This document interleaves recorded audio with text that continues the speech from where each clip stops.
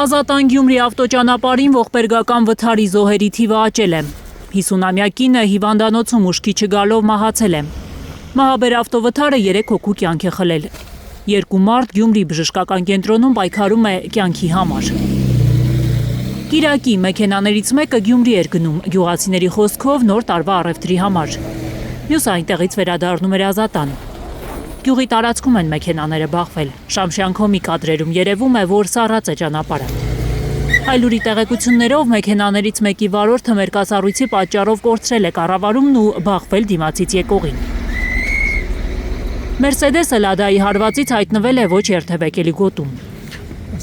Բոլոր զոհերը Ազատանի բնակիչներ են։ Լրատվամիջոցների տեղեկություններով մահացածներից 41 տարեկան տղամարդը երեխաներ ուներ։ 24-ամյա երիտասարդը պատրաստվում էր ամուսնանալ։ 50 տարեկան կնոջ խնամքին էին 3 թոռները։ Փոքրիկների մայրը մահացած է։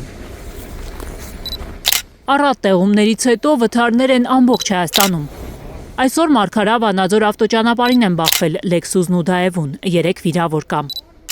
Ֆոտոլրագրող Գագիկ Շամշյանի տեղեկություններով վթարի հետևանքով 3 հոգի մարմնական վնասվածքներով տեղափոխվել է Ապարան բժշկական կենտրոն։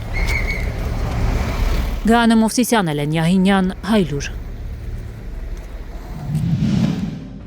Հայաստանում ու աշխարհում տեղի ունեցող իրադարձությունների մասին առաջինն իմանալու համար բաժանորդագրվեք մեր ալիքին, սեղմեք զանգակը, որ բաց չթողնեք ամենահրատապը, կարևորն ու հետաքրքիրը։